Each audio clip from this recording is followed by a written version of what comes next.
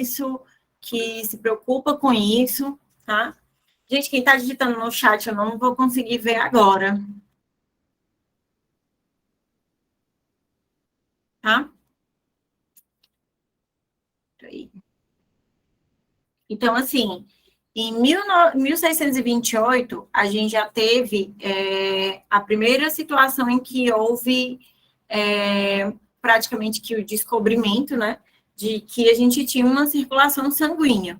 E foi descrito as noções, foi onde foram descritas essa questão de circulação sanguínea, e também as noções de venoinfusão.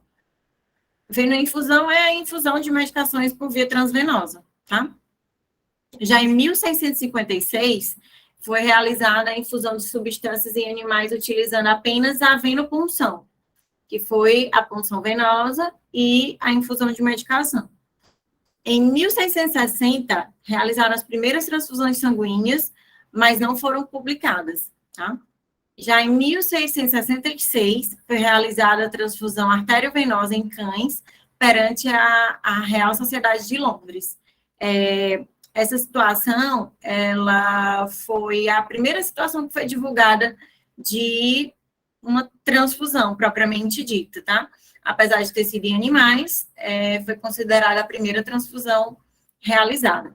Em 1667, foi feita a primeira transfusão com sangue heterólogo de cordeiro em humanos, né? Destinava-se para o tratamento de pacientes psiquiátricos. Eles não tiveram bons resultados, porque, enfim, vou estar transfundindo sangue de um animal para um ser humano, então tinha muitas reações transfusionais e até mesmo chegava a ter situações de óbito. Em 1667, foi utilizado em 4 pacientes sangue oriundos de um bezerro. E tem o primeiro efeito adverso devido à transfusão. Provavelmente hoje houve uma reação hemolítica aguda ao sangue do bezerro, obviamente, e o receptor do sangue foi a óbito, tá? E esse cientista, que é J. Dennis, ele foi processado por conta desse procedimento que ele fez. A transfusão sanguínea, ela não foi bem, ela foi tão censurada pela realeza britânica e pelo Vaticano, que ela permaneceu excluída por aproximadamente 150 anos. Então, assim, esse fato de ter sido feito e ter causado um óbito foi, assim, houve uma discussão muito grande e só voltou-se a falar nisso em 1800, onde a gente teve o uso do sangue heterógrado, onde observaram que não tinha os efeitos satisfatórios, né? Não estavam chegando no que eles queriam. Eles tinham um paciente, por exemplo, com anemia aguda e tentavam tratar com sangue de um animal e não tinham resultados satisfatórios. Isso já em 1800.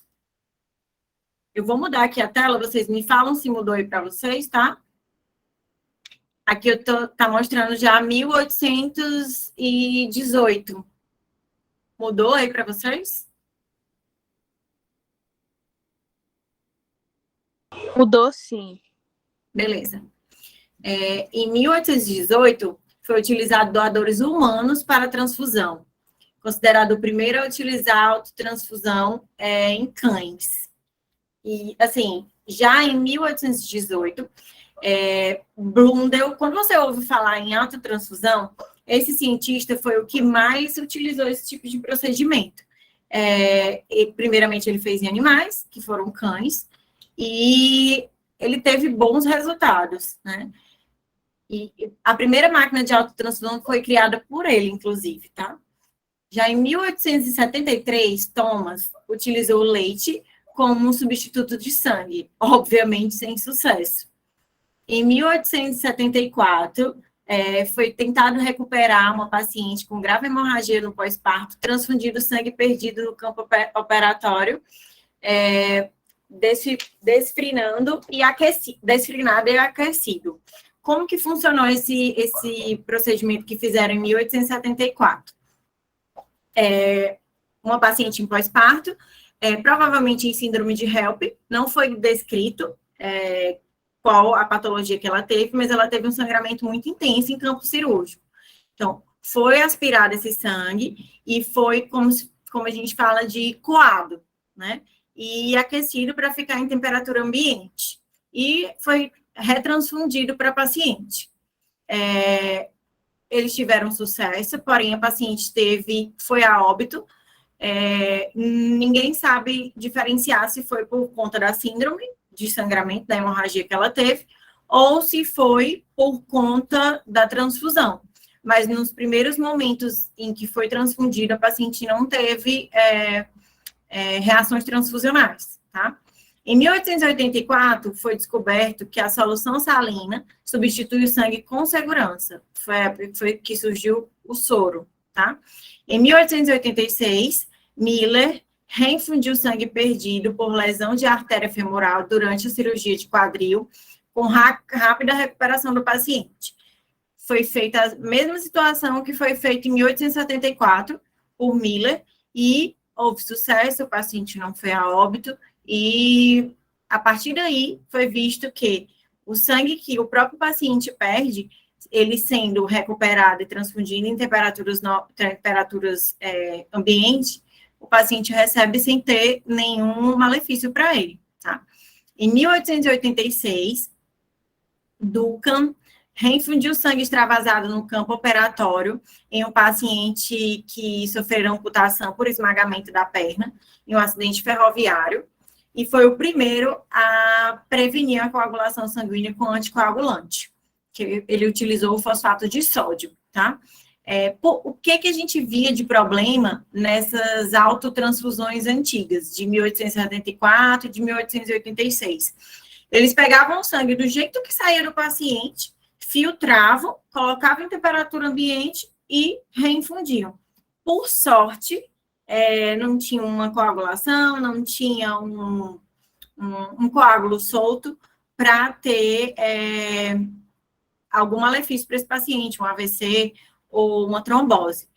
Então, assim, em 1886, o Duncan percebeu que ele ganharia mais tempo com utilizando algum anticoagulante nesse processo. Então, ele passou a usar o fosfato de sódio no armazenamento desse sangue e teve muito sucesso. Então, ele conseguia um tempo a mais de recuperação desse sangue, por ele estar anticoagulado, para infundir depois. Tá? Em 1900, foram descritos os grupos sanguíneos ABO, e em 1902 foi descrito o grupo sanguíneo AB. Tá? Em 1907, implementaram os testes de compatibilidade, ABO, e em 1914, em 3 casos de prenhez tubária rota, reinfundiu o sangue da cavidade abdominal com sucesso, tá? Então, aqui a gente já pode considerar que foi também um caso que foi feito autotransfusão. Em 1917, foi reinfundido sangue de um hemotórax. Esses casos que eu estou passando para vocês são casos que tiveram sucesso, tá, gente? Em 1917, foram aplicados em 3 casos de esplenectomia, a reinfusão do sangue obtido do baço, que é um órgão que sangra muito, ele é bem vascularizado, né? Em algumas cirurgias onde a perda dele é necessária, a gente tem uma quantidade de sangramento bem intensa. Então, é uma cirurgia que a gente considera de grande porte. Então, foram utilizados em 3 casos a questão da reinfusão de sangue, tá? Em 1918, passou a ser utilizada a solução de citrato de glicose como um anticoagulante. Eles já estão descobrindo novos anticoagulantes sem tantos efeitos colaterais.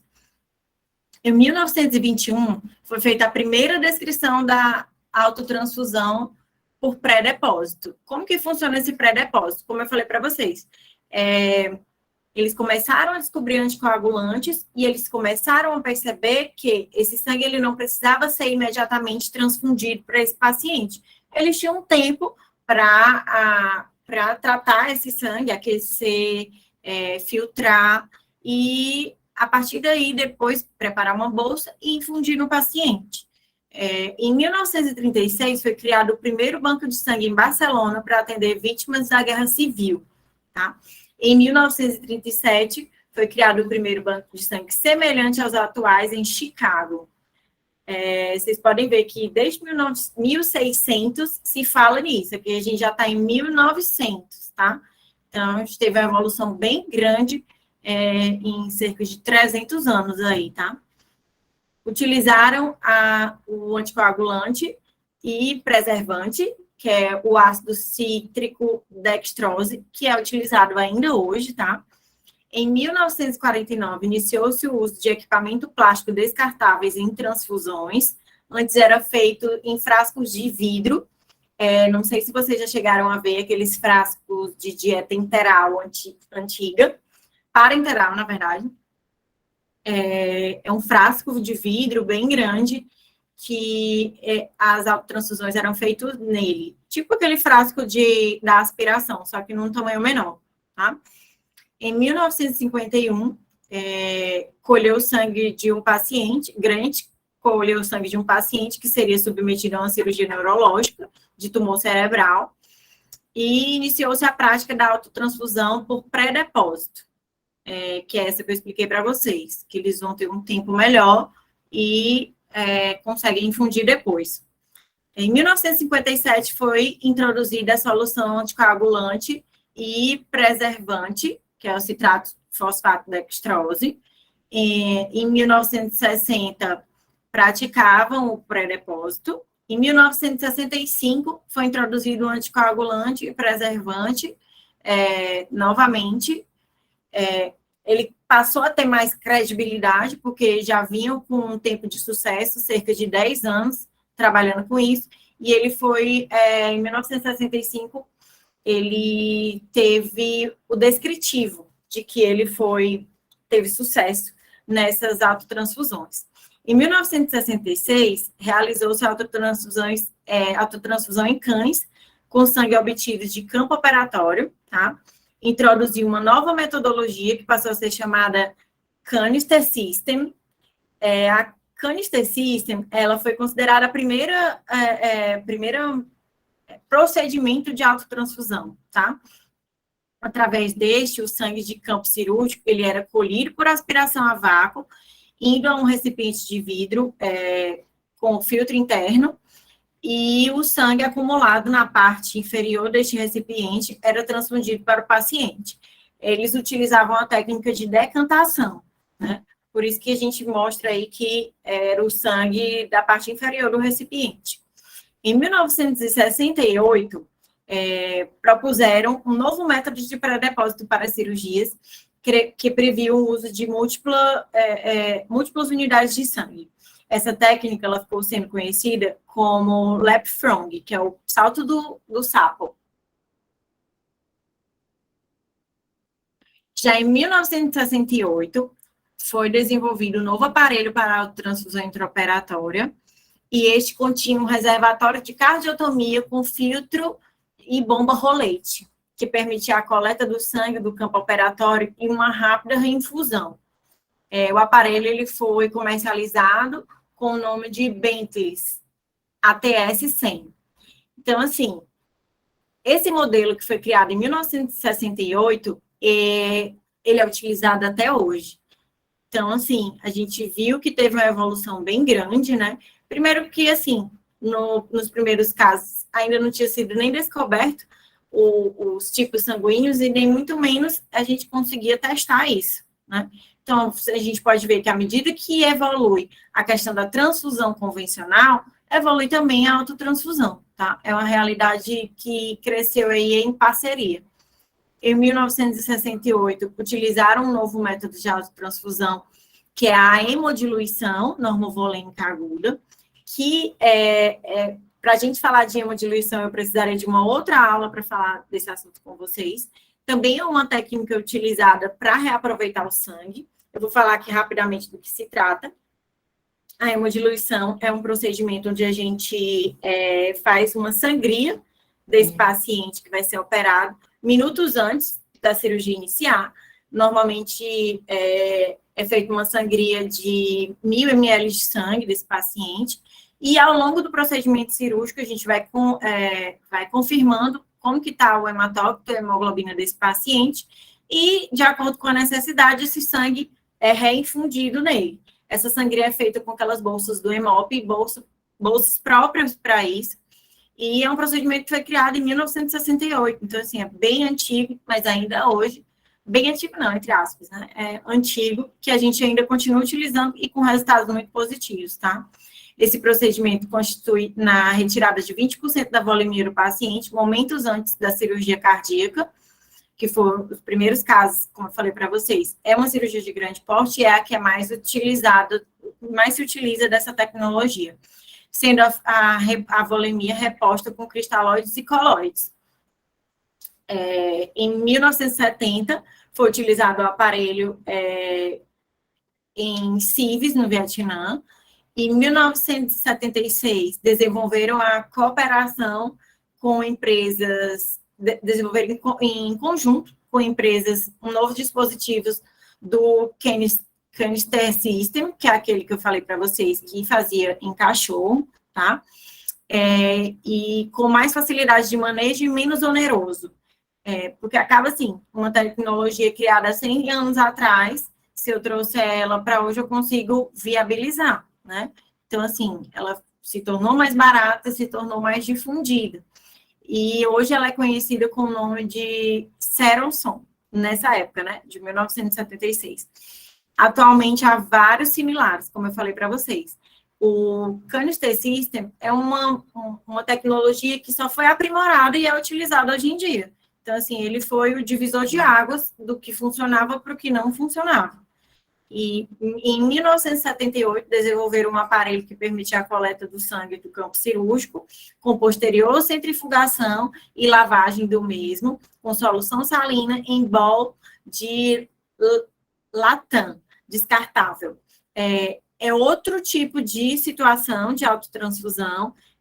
Hoje a gente tem esse método de lavagem que foi do sistema de Canister System, e hoje, além desse modelo de autotransfusão, a gente também trabalha com esse modelo de bol, que é um reservatório para receber um quantitativo de sangue, e dentro desse bol, o sangue é lavado, centrifugado, e é pego só a parte vermelha do sangue para ser novamente transfundido para o paciente.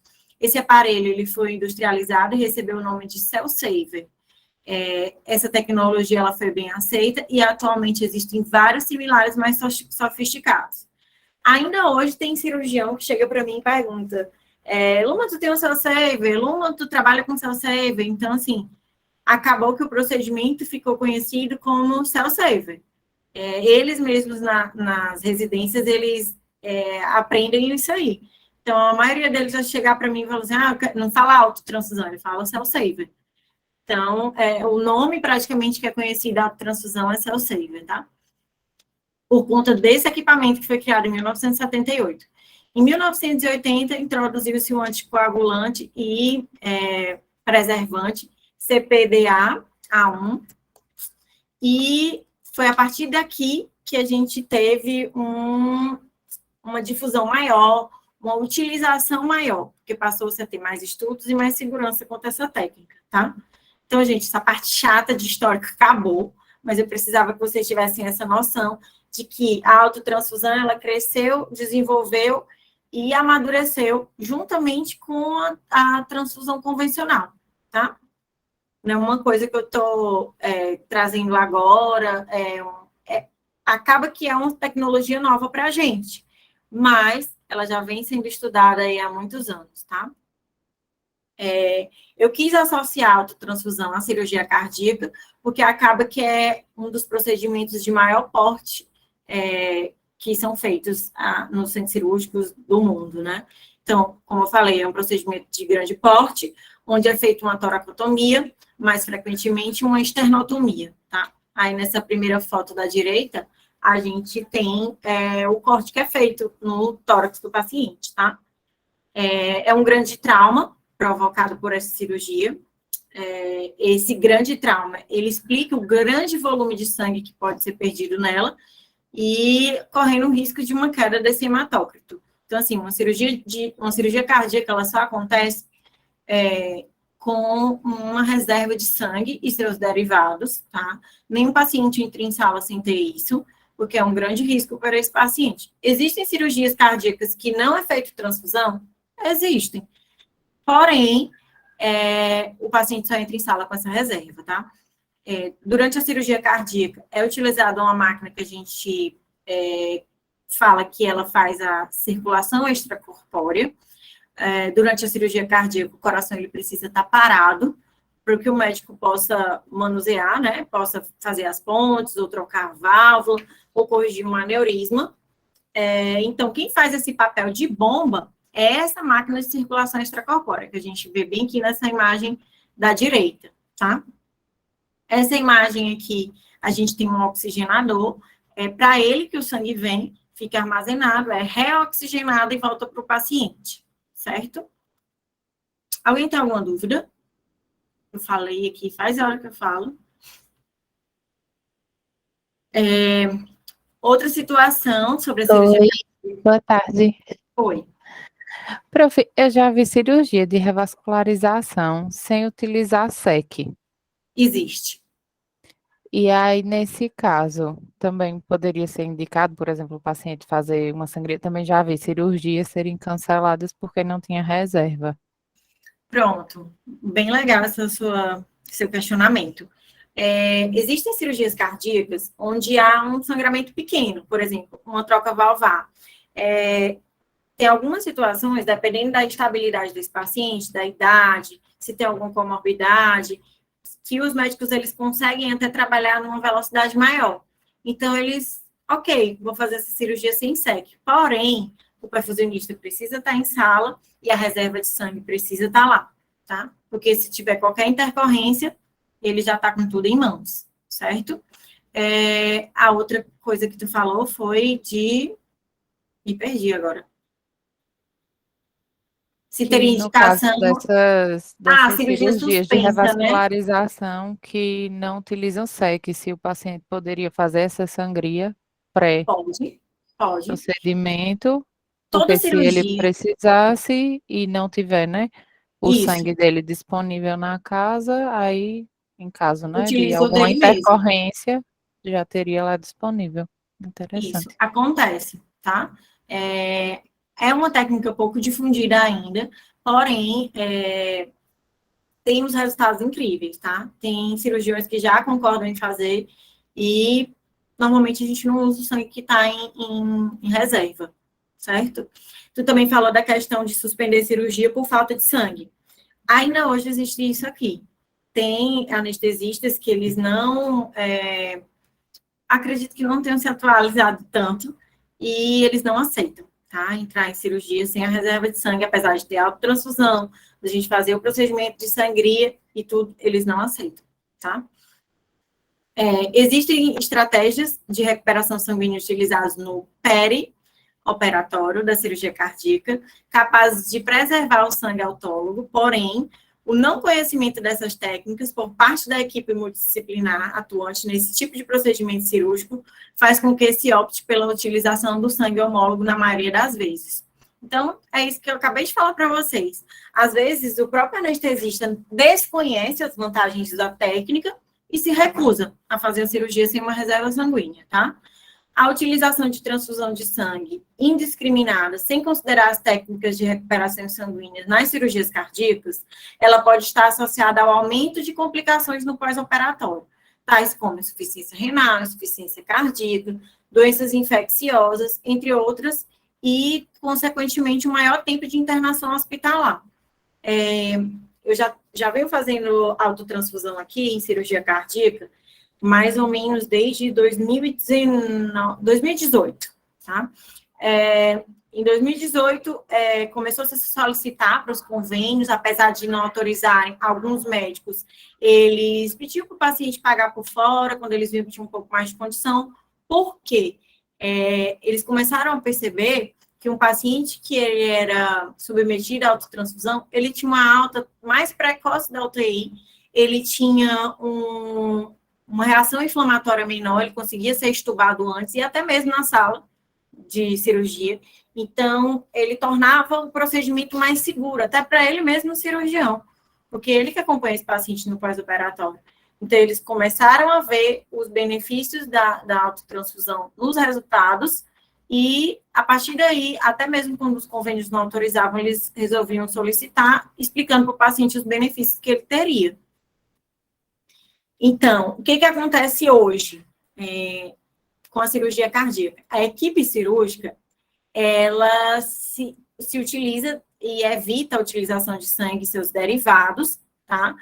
Porém, quando esse paciente chega lá na UTI, qualquer mínima alteração que ele tenha, o plantonista já prescreve uma hemotransfusão para esse paciente, como uma forma preventiva de uma anemia nesse pós-operatório. Ele viu um pouco de sangramento no dreno torácico. Ele viu o paciente hipocorado com um hemograma um pouco ruim, limítrofe, e ele já prescreve uma hemotransfusão. É o que a gente vê hoje na nossa realidade aqui em Teresina e na grande maioria dos hospitais do Brasil. Existe essa falta de entrosamento das equipes. A equipe cirúrgica juntamente com a equipe de UTI, que é quem faz o pós-operatório desse paciente. Então, infelizmente, ainda existe isso. A gente poupa tudo lá no centro cirúrgico e quando chega na UTI, acaba que o negócio desanda um pouco, né? E eles prescrevem a hemotransfusão para o paciente. As vantagens da autotransfusão. É uma técnica que acaba passando para a gente uma segurança maior. Por quê? Porque eu estou aspirando o meu sangue e utilizando ele mesmo. A questão da disponibilidade, eu vou evitar suspender uma cirurgia por falta de sangue, eu vou utilizar o meu próprio sangue lá durante essa cirurgia. O custo-benefício, eu acho sempre interessante trazer para vocês essa questão de valores, né? Quando a gente fala em técnica nova, todo mundo já se assusta achando, meu Deus, é muito caro, não sei o quê, ninguém vai ter condições de pagar, o SUS não cobre. Pelo contrário, a autotransfusão, ela chega a se assimilar ao preço das bolsas de sangue. Quem não sabe, hoje, para você fazer uma reserva de sangue, ela precisa ser paga, por mais que nem seja utilizada. Só o fato de você estar reservando essa bolsa de sangue, ela já tem que ser paga para o hemocentro, tá? Outro detalhe é a questão o custo de cada bolsa dessa, se for utilizada. Tem hospitais que chegam a cobrar até R$900 numa bolsa de sangue, tá? Então, numa cirurgia cardíaca, por exemplo, são feitos 4 concentrados de hemácias, fora plaquetas e plasma, né? Então, assim, eu estou contabilizando só os concentrados de hemácia e cada um por R$900, então já dá um preço bem alto. E hoje, um kit de autotransfusão, ele já sai em torno de R$1.900. Dependendo do convênio, a gente consegue fazer esse valor. A máquina, quem faz a gente leva a máquina a partir do momento que é solicitado o descartável.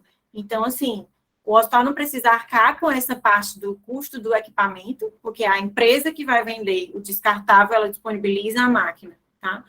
A aceitação por questões religiosas, a gente sabe que existem os pacientes que são testemunhas de Jeová, e eles aceitam eles não aceitam transfusão sanguínea, eles só aceitam o próprio sangue deles. Então, essa é uma situação onde a autotransfusão ela é bem divulgada. Eu recebo muita ligação de pacientes testemunhas de Jeová, onde tem uma solicitação de sangue para uma cirurgia deles, acaba que a gente participa, tá? Gente, só um minutinho, vou só colocar aqui o carregador. Parece para mim. Então, mais à frente eu vou falar um pouquinho mais dessa questão dos pacientes testemunhas de Jeová, tá? A autotransfusão pré-operatória. Existem 3 tipos de autotransfusão, né? Que é a pré-operatória, a intraoperatória e a pós-operatória. A pré-operatória ou pré-depósito, né? Como eu falei para vocês. A gente utiliza o próprio sangue, a gente processa dias antes da cirurgia o sangue desse paciente e ele utiliza o próprio sangue dele na cirurgia, né? Isso é que a gente chama de pré-operatório. O sangue é tratado, centrifugado, processado e reservado para esse paciente. Ele vai lá no hemocentro, ele mesmo doa, e no dia da cirurgia dele, ele vai usar. Com isso, a gente tem mais segurança transfusional e menos riscos de reações transfusionais. Porém, eu gosto de falar que essa segurança transfusional, ela nem chega a ser 100% como numa autotransfusão transoperatória. Por quê? Eu vou doar esse sangue, o Hemop, ele me pede de 3 a 4 dias para me passar essa bolsa. Como a gente utiliza do fator humano no hemocentro, pode existir essa possibilidade de uma troca. Apesar de ser o mesmo tipo de sangue, eu posso pegar, por exemplo, eu tenho sangue A, e no mesmo dia que eu estou doando para mim mesma, eu tenho outra pessoa com o mesmo tipo sanguíneo que eu que doou também. Existe a chance dessas etiquetas serem trocadas, então, assim, é mais confiável, a gente tem uma segurança transfusional maior quando a gente faz durante a cirurgia, tá? No ato cirúrgico, que é a transfusão intraoperatória. Na autotransfusão intraoperatória ou recuperação intraoperatória de sangue, é um procedimento automatizado, realizado por um equipamento específico, que aspira o sangue perdido durante o procedimento cirúrgico de médio a grande sangramento, filtra, lava e devolve o concentrado de hemácias para o próprio paciente. Eu achei legal trazer essa foto para vocês, para vocês terem uma ideia.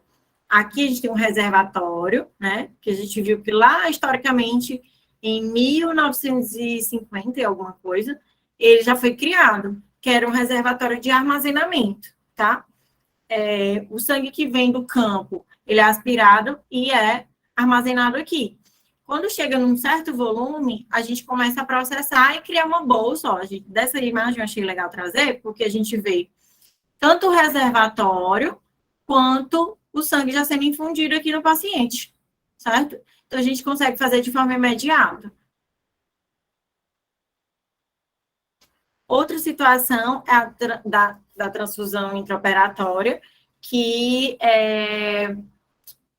aqui a gente consegue ver o médico aspirando, ó. Já vem do aspirador vem aqui por esse catéter, né, para o reservatório, tá? E aqui já é processado, lavado, do mesmo jeito que é feito lá no hemocentro, é como se fosse uma máquina portátil, igual aquelas do hemocentro, para poder tratar esse sangue, certo? Na recuperação intraoperatória de sangue, deve ser feito por meio de equipamentos desenvolvidos com a finalidade específica, tá? Como eu falei, é igualzinho aquele do hemocentro, só que de forma portátil, que a gente consegue levar para as cirurgias, para os centros cirúrgicos, e até a beira do leito do paciente, caso seja um sangramento torácico. Essa realidade, infelizmente, ainda não temos aqui no Brasil, e hoje ela é utilizada somente em cirurgias, tá? Aqui eu trouxe essa imagem para vocês, que é a que eu acho assim, mais completa, que a gente consegue entender como que é feito esse procedimento de autotransfusão. Aqui, a gente tem a ferida operatória, né? O paciente está sendo aspirado. Nesse aspirador, esse tubo do aspirador, ele tem um duplo lumen. Um dos lumens, ele vem com uma solução fisiológica anticoagulante que aspira junto, vai para o campo e é aspirada, ela não entra em contato com o paciente. Essa canulação, ela é dupla, né? Então, a solução com anticoagulante, ela entra e volta junto com o sangue do paciente, evitando a coagulação aqui nesse reservatório. Esse reservatório, ele tem um filtro, né, onde tira aqueles coágulos, pedacinho de osso, pedaços de vaso, pedaços de músculo, gordura, tudo essas sujidades maiores do sangue, eles ficam presos aqui nesse primeiro filtro, tá? Daqui, ele vai por uma bomba rolete para uma centrífuga, onde esse sangue, ele gira lá nessa centrífuga, e a gente consegue separar o sangue que chega a um hematócrito que seja benéfico para esse paciente. Normalmente, as máquinas de autotransfusão, elas conseguem chegar no hematócrito de até 70%, então, é bem maior do que o hematócrito de uma bomba do hemocentro. do que as bolsas do Hemocentro. No Hemocentro, a gente consegue, aquela bolsinha lá do hemóbio que a gente solicita, ela tem um hematócrito de 45%. É o que o Hemocentro garante para a gente, uma qualidade de hematócrito de 45%. Já na autotransfusão, a gente consegue uma qualidade melhor de hematócrito, chegando de 65% a 70%, tá? O que não é benéfico para o paciente passa por uma bolsa de descarte, e o que é benéfico, que já atinge esse hematócrito alto, por uma bomba rolete, novamente ele volta para uma bolsa para reinfusão. É uma bolsa de sangue normal, igual a do Hemocentro, tá? E a partir daqui, a gente transfunde para o paciente com um equipo de sangue normal, tá? Coloco lá o equipo na bolsa, já posso transfundir à medida que é aspirado, é processado e é transfundido, tá? É tudo um sistema fechado. Aqui eu trouxe uma descrição da autotransfusão, como é que ela funciona. Ela é feita por 3 fases, que é o resgate, a lavagem e a reinfusão do sangue extravasado. O resgate das células vermelhas do campo operatório requer o uso de um catéter de sucção de duplo lumen, como eu falei para vocês, sendo que um lumen aspira o sangue e o outro aspira a solução salina com heparina no sangue recuperado, tá? Que é o anticoagulante que a gente usa. O sangue, então, ele é filtrado através de uma membrana semipermeável, que é aquele filtrozinho que eu falei para vocês, fica armazenado em um reservatório de volume fixo, com rotação de até 6.000 RPM, que é a rotação da centrífuga que eu mostrei para vocês. A maior parte dos reservatórios de filtro, o filtro ele é entre 40 e 150 micras de tamanho. Então, assim, a gente vê que ele só pega sujidades maiores, né? Que servem para remover grandes coágulos e detritos. Deixa eu tirar isso aqui.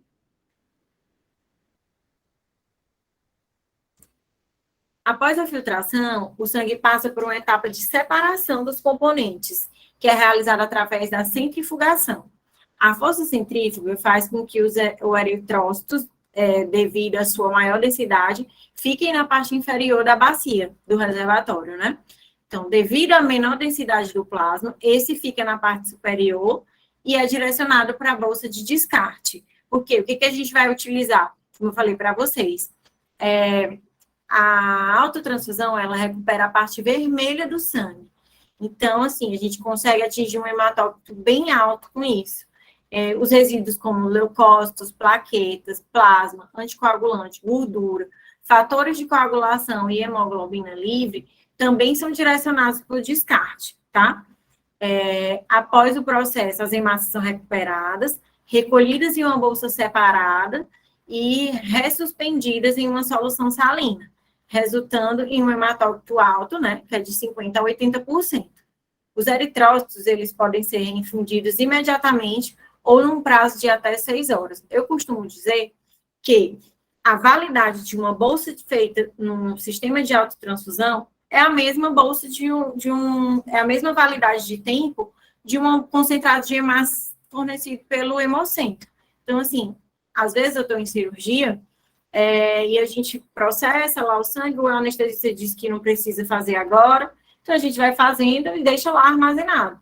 Então, a partir do momento que a cirurgia finaliza, que eu paro de preencher essa bolsa, a gente tem 6 horas para utilizar ela nesse paciente. Então, ele pode ir para a UTI e tomar esse sangue lá, não tem problema nenhum, tá? A validade de tempo é a mesma das bolsas do Hemocentro.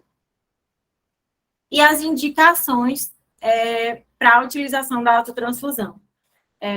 Eu costumo dizer que qualquer procedimento que solicite reserva de sangue tem indicação para utilizar a autotransfusão. Se ele precisa da reserva, obviamente, ele vai precisar do sangue dele mesmo, né? Então, vai ser perdido muito sangue e a gente consegue processar e tratar. Os procedimentos cirúrgicos com grande potencial de sangramento, uma decisão clínica do cirurgião e ou anestesista, a gente precisa de um trabalho em conjunto. O que acontece muitas vezes? O cirurgião, ele quer o procedimento, o anestesista não conhece e diz logo, não vou fazer só com isso, eu não confio, eu preciso da reserva sanguínea, e é o que a gente vê mais hoje em dia, né? Então, assim, eu já tentei fazer um trabalho com eles, de apresentar o produto, de mostrar estudos. Então, assim, é outro trabalho de formiguinha. A gente tem que catequizar essa categoria, que são os anestesistas, que, assim, eles só trabalham em conjunto com o cirurgião, e acaba que a decisão final é dele, porque quem estabiliza o paciente é ele, tá? Procedimentos no qual pode ser necessário o uso de 2 ou mais unidades de hemocomponentes, tá? Também tem indicação para o uso de autotransfusão. A AABB, que é a American Association of Blood Banks, é a Associação Americana de Bancos de Sangue. Ela recomenda o uso em casos em que a perda estimada possa chegar a 15 a 20% da volemia do paciente. Cirurgias de grande porte, tá? E a decisão do paciente por causa religiosa. O paciente é testemunha de Jeová, ele não aceita doação de sangue, tem total indicação. Hoje em dia, até os convênios já autorizam por esse motivo, tá? O médico coloca na justificativa dele e o convênio acaba autorizando, tá? Por questão religiosa. E as contraindicações? A autotransfusão, infelizmente, ela tem algumas contraindicações, que são pacientes contaminados, né? Paciente com sepsis, uso de antibiótico, é contraindicado ser feita a autotransfusão. Pacientes com câncer, também é contraindicado ser feita a autotransfusão, e o uso de agentes hemostáticos e cola no procedimento cirúrgico. Existem algumas cirurgias onde tem muito sangramento, que o médico costuma solicitar um hemostático, que ele pode ser em forma de pó, em forma de gel, ou em forma de tecido, tá? Não é recomendado o uso da autotransfusão, porque o nosso filtro acaba passando esses agentes hemostáticos, né? E eles têm fibrina, então acaba coagulando esse sistema. Então, não tem indicação por esse motivo. As colas, porque também pode ser aspirado, né? Essa quantidade de cola, e causando a coagulação do sistema, tá? Em procedimentos que o médico quer muito utilizar, o que a gente diz? Doutor, o senhor vai aspirar para o nosso sistema de autotransfusão até o momento que o senhor vai usar o hemostático. Do hemostático para frente, vai para o aspirador da sala, tá? Para evitar esse tipo de problema. Outra situação que utilizam hoje aqui no Brasil e no mundo é a questão do filtro de leucócitos. Quando a gente tem um paciente, por exemplo, que é testemunha de Jeová e tem um câncer, o que acontece? Mas aí a gente quer correr o risco, quer fazer, mesmo assim e tal. Existe uma situação que a gente chama de off-label. A marca não recomenda. Eu, fornecedora, não recomendo. Porém, se o médico assumir os riscos, a gente vai fazer, tá? Quando a gente tem esse tipo de situação, que o paciente tem câncer e o médico insiste em fazer essa técnica, ele solicita para a gente um filtro de leucócitos. Normalmente, esse filtro ele é utilizado para transfusões de pacientes oncológicos, né, que precisam de um sangue mais puro, sem leucócitos. Com a utilização desse filtro, a gente tem uma taxa de redução dos leucócitos de 99,9%, e a recuperação de hemácias é maior do que esse 95%. Então, a gente tem aí uma leucorredução, né, antes da transfusão. Esse filtro ele é colocado lá naquele equipozinho do sangue, tá? Então, ele vai cair na câmara de gotejamento, vai passar pelo aquele filtro que já vem no equipo de sangue, e depois ele passa pelo filtro de leucócitos, tá? Então, ele é drenado os possíveis coágulos no primeiro filtro da câmara de gotejamento, e depois ele passa por esse filtro de leucócitos, tá?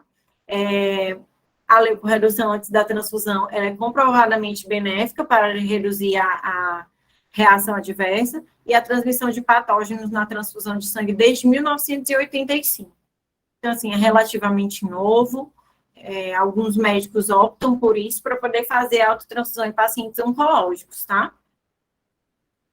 E a autotransfusão e a transfusão é um desafio, né? A gente chegar nesse patamar de discutir autotransfusão e transfusão em cirurgia cardíaca. Então, assim, quando eu fui preparar essa aula para vocês, eu encontrei muitos estudos que falavam disso, de comparativo, né? transfusão e autotransfusão, quais os benefícios da autotransfusão, os benefícios, como que reage um paciente que fez transfusão, eles separavam, a grande maioria deles, em grupos, e eles analisavam como era o intraoperatório, o pós-operatório desses pacientes, né? Então, eu peguei desses estudos, eu peguei 11, que foram feitos de 2007 a 2016, tem alguns que eram mais antigos, eu achei desnecessário trazer, porque acaba que o resultado sempre foi o mesmo, tá? Eles perceberam que não houve a diminuição do uso de concentrados de plaquetas e de plasma fresco congelado durante o intraoperatório. Vocês lembram, né, que eu falei para vocês que a autotransfusão a gente só consegue trabalhar a parte vermelha do sangue, certo? E foi percebido que com a autotransfusão houve uma diminuição no uso do concentrado de hemácias no intra e no pós-operatório. Então, acaba que a gente só vê benefícios no uso dessa técnica em cirurgia cardíaca. Então, desses estudos que eu peguei, que são os mais recentes, os mais antigos eu nem quis trazer para vocês, porque o resultado acabou sendo o mesmo, certo? Então, reduz o uso da parte vermelha do sangue, né, que é o concentrado de hemácia, porque ele fez essa reposição durante a cirurgia, certo? E os equipamentos hoje disponíveis no mercado. Aqui em Teresina, a gente tem 3 deles, tá? Hoje a gente tem o Autolog, que é da marca Medtronic, o Extrata, que é da marca Livanova, e o CATS Plus, que é da Fresenius, tá? Hoje, na empresa que eu trabalho com o CATS, certo? Cada um tem a sua peculiaridade, suas diferenças, mas acaba que, assim, questão de valores, as cirurgias acabam saindo pelo mesmo valor, a concentração dos hematócitos acaba sendo praticamente a mesma, diminui 5% de uma marca para outra. Então, o médico, ele tem essas 3 opções aqui em Teresina para se utilizar, tá? E o funcionamento dessas máquinas. Eu vou falar para vocês um pouquinho do funcionamento da que eu conheço, da que eu trabalho, tá? O CATS, ele é o único que conta com um sistema de lavagem contínua, tá? Cada equipamento, ele tem suas especificações quanto ao volume e a capacidade de lavagem de sangue, mas são capazes de produzir bolsas de reinfusão com hematócrito entre 40% e 70%, tá? A grande maioria das marcas dos mercados utiliza essa tecnologia de balls, que a gente viu lá naquele histórico, né? Falei para vocês dos balls. E somente o CATS utiliza essa opção de cinta, tá? É como se fosse uma roda. E os benefícios do uso do CATS. A instalação e a preparação do circuito, ela é fácil e é segura. O hematócrito do produto recuperado é alto e constante, chegando a 65%. Lembrando que eu falei para vocês que a bolsa do hemocentro, o máximo que ela consegue atingir é 45%, tá? Então, a gente fala que uma bolsa feita por autotransfusão, ela é um super concentrado, tá? Porque a gente tem um hematócrito maior. O rápido processamento, independente de volume mínimos ou residuais, sem perdas de volume no interior da câmara de separação, e um único kit para aplicações em adulto e paciente pediátrico. Só quem tem essa facilidade é o CATS da marca Fresenius, tá? A completa eliminação de gordura e o trauma celular reduzido. Para a gente trabalhar, vocês lembram que eu falei lá no histórico que hoje em dia a gente utiliza descartáveis, tá? Dentro desses descartáveis, a gente tem 3 itens que são utilizados. Isso vale para todas as máquinas, tá, gente? O descartável para processamento de sangue na centrífuga, né? No caso aqui é o CATS. Todas as partes dos kits, ela vem pré-conectadas, assegurando a instalação fácil e reduzindo o risco de falhas na instalação. E os kits, eles são esterilizados e envoltos por uma bolsa plástica translúcida, tá? Então, a gente consegue visualizar se está tudo ok no momento que a gente tira ele da caixa. Ele já sai da caixa, a gente já consegue ver porque ele é todo transparente. Outro descartável que a gente usa é o reservatório, como eu falei para vocês já ao longo da apresentação. Esse sangue ele é armazenado, né, naquele reservatóriozinho que tem um filtro.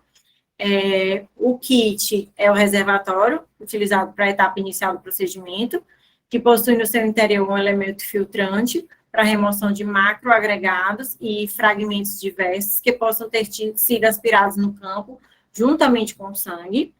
O reservatório ele pode receber sangue por até 3 portas.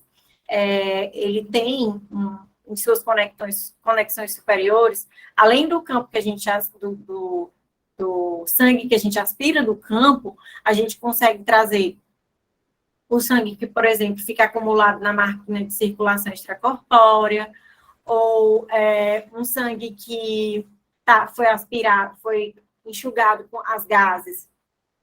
A gente orienta a instrumentadora a lavar essas gases com soro, a gente também aspira esse sangue, tudo isso para não perder nenhum hemácio. E esse reservatório ele tem uma capacidade de armazenar até 3 litros de volume aspirado, tá? E como assim? Ele tem 3 litros, mas a gente pode ir processando e recebendo mais sangue. Já aconteceu comigo uma cirurgia de uma correção de um aneurisma de aorta torácica. Cirurgia bem, tudo tranquilo, porém esse aneurisma se rompeu. E a gente teve um absurdo de sangue. Eu cheguei a preencher esse reservatório por 3 vezes. Então, assim, são 3 litros o reservatório. Ele enchia, eu processava e a gente já ia infundindo na mesma velocidade. Recebendo sangue, processando e infundindo. Ficou um sistema fechado entre campo cirúrgico e paciente. Então, assim, apesar dele ter esse volume, não é somente essa capacidade dele. À medida que ele vai sendo processado, ele pode receber mais, tá? Para a aspiração, ele deve estar conectado a uma fonte de vácuo, pode ser um aspirador que fica embaixo da máquina, ou pode ser o vácuo da parede, aquele que já tem no centro cirúrgico mesmo, tá? Outra parte descartável que a gente utiliza é a linha de sucção, que eu falei para vocês, né, que ela é plástica, de duplo lumen, responsável pela aspiração e anticoagulação do sangue aspirado para o posterior processamento. Ela vem em volta de papel grau cirúrgico, duplo, né, e assegura a manutenção e a integridade do descartável. A única parte do kit de autotransfusão que precisa estar estéreo que eu digo assim, eu não posso tocar nela sem luvas estéreis, que é essa que vai para o campo cirúrgico. As outras todas eu posso abrir e montar o meu equipamento fora do campo, tá? Não tem necessidade de eu estar estéreo para preparar isso. Tem uma extensão de 3 metros e está adequada para a utilização de ponteiras de meia polegar, tá?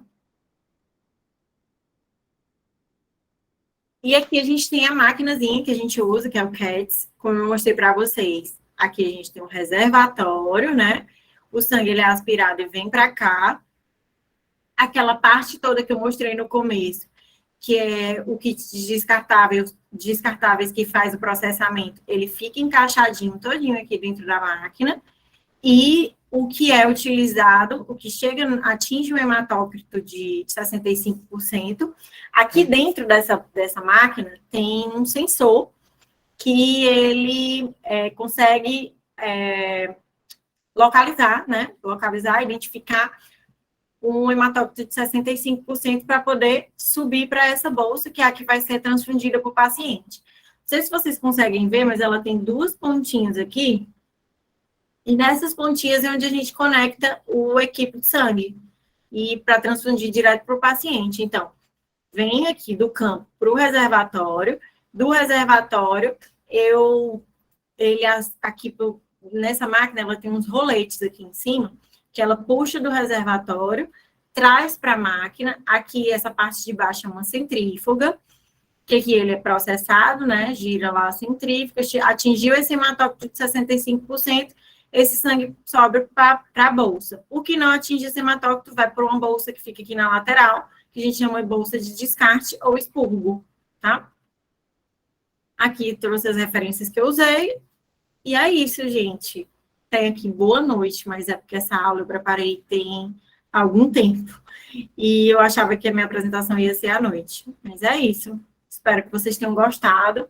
Aqui no chat tem dúvida? Vocês colocaram alguma coisa aqui?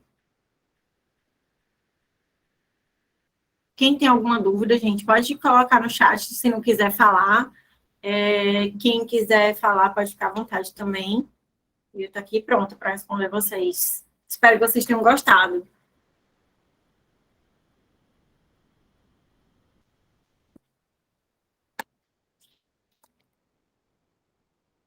Foi ótimo, muito interessante. Eu não sei se vai depender de cada paciente qual a perda volêmica esperada.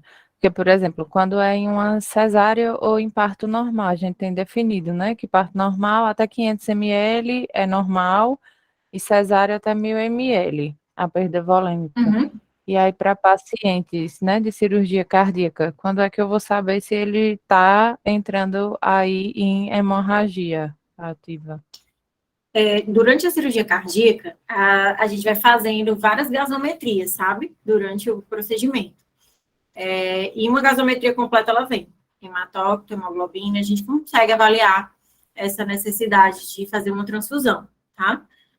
Normalmente, quando a gente utiliza a autotransfusão, como é o sangue do próprio paciente, a orientação que a gente tem apesar de ser o sangue dele mesmo, não alterou o hematócrito e hemoglobina, a gente opta por fazer, tá? Já que não vai ter essa chance de reação transfusional e essas outras complicações que a gente tem nas bolsas de sangue homólogo. Como é um sangue autólogo, a gente faz mesmo assim, tá? Mesmo que não tenha alteração do exame de sangue. Mas na cirurgia cardíaca é feito teste de coagulação, se eu não me engano, a cada 1 hora, tá? É feito teste de coagulação e é feito uma gasometria completa. Então, a gente tem essa noção de se essa transfusão é necessária ou se não.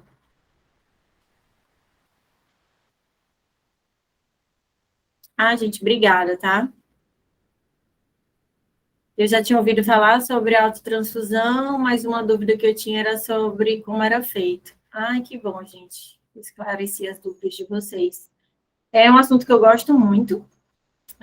Infelizmente, é pouco divulgada ainda.